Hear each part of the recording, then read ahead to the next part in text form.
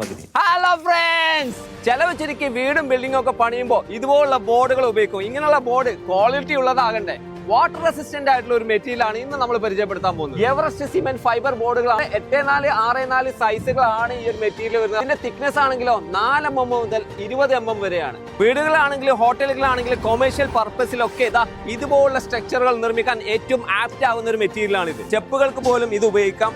അങ്ങനെ പെട്ടെന്ന് പൊട്ടുന്ന ഒരു സംഭവമല്ല. ഹോസ് വന്നു കഴിഞ്ഞാലും അത്ര പെട്ടെന്ന് ഡാമേജ് ആകില്ല.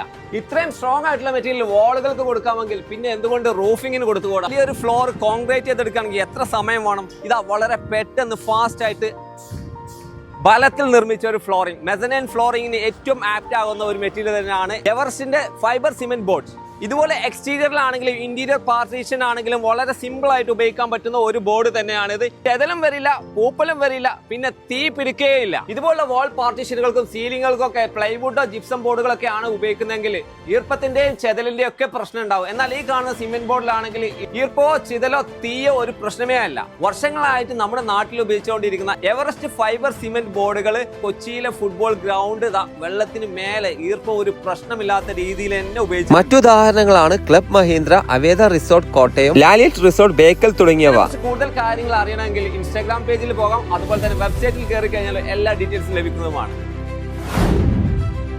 ഹലോ ഫ്രണ്ട്സ്, ചെലവ് ചുരുക്കി വീടും ബിൽഡിംഗും ഒക്കെ പണിയുമ്പോൾ ഇതുപോലുള്ള ബോർഡുകൾ ഉപയോഗിക്കും. ഇങ്ങനെയുള്ള ബോർഡ് ക്വാളിറ്റി ഉള്ളതാകണ്ടേ, വാട്ടർ റെസിസ്റ്റന്റ് ആയിട്ടുള്ള ഒരു മെറ്റീരിയൽ ആണ് ഇന്ന് നമ്മൾ പരിചയപ്പെടുത്താൻ പോകുന്നത്. എവറസ്റ്റ് സിമെന്റ് ഫൈബർ ബോർഡുകളാണ്. 8.4, 6.4 സൈസുകളാണ് ഈ ഒരു മെറ്റീരിയൽ വരുന്നത്. ഇതിന്റെ തിക്നെസ് ആണെങ്കിലോ 4 mm മുതൽ 20 mm വരെയാണ്. വീടുകളാണെങ്കിലും ഹോട്ടലുകളാണെങ്കിലും കൊമേഴ്ഷ്യൽ പർപ്പസിലൊക്കെ ഇതുപോലുള്ള സ്ട്രക്ചറുകൾ നിർമ്മിക്കാൻ ഏറ്റവും ആപ്റ്റ് ആകുന്ന ഒരു മെറ്റീരിയൽ ആണ് ഇത്. സ്റ്റെപ്പുകൾക്ക് പോലും ഇത് ഉപയോഗിക്കാം. അങ്ങനെ പെട്ടെന്ന് പൊട്ടുന്ന ഒരു സംഭവമല്ല. ഹോസ് വന്നു കഴിഞ്ഞാലും അത്ര പെട്ടെന്ന് ഡാമേജ് ആകില്ല. ഇത്രയും സ്ട്രോങ് ആയിട്ടുള്ള മെറ്റീരിയൽ വാളുകൾക്ക് കൊടുക്കാമെങ്കിൽ പിന്നെ എന്തുകൊണ്ട് റൂഫിങ്ങിന് കൊടുത്തുകൂടാ? ഈ ഒരു ഫ്ലോർ കോൺക്രീറ്റ് ചെയ്തെടുക്കുകയാണെങ്കിൽ എത്ര സമയം വേണം? ഇതാ വളരെ പെട്ടെന്ന് ഫാസ്റ്റ് ആയിട്ട് ബലത്തിൽ നിർമ്മിച്ച ഒരു ഫ്ലോറിംഗ്, മെസനൈൻ ഫ്ലോറിംഗിന് ഏറ്റവും ആപ്റ്റ് ആകുന്ന ഒരു മെറ്റീരിയൽ തന്നെയാണ് എവറസ്റ്റിന്റെ ഫൈബർ സിമെന്റ് ബോർഡ്സ്.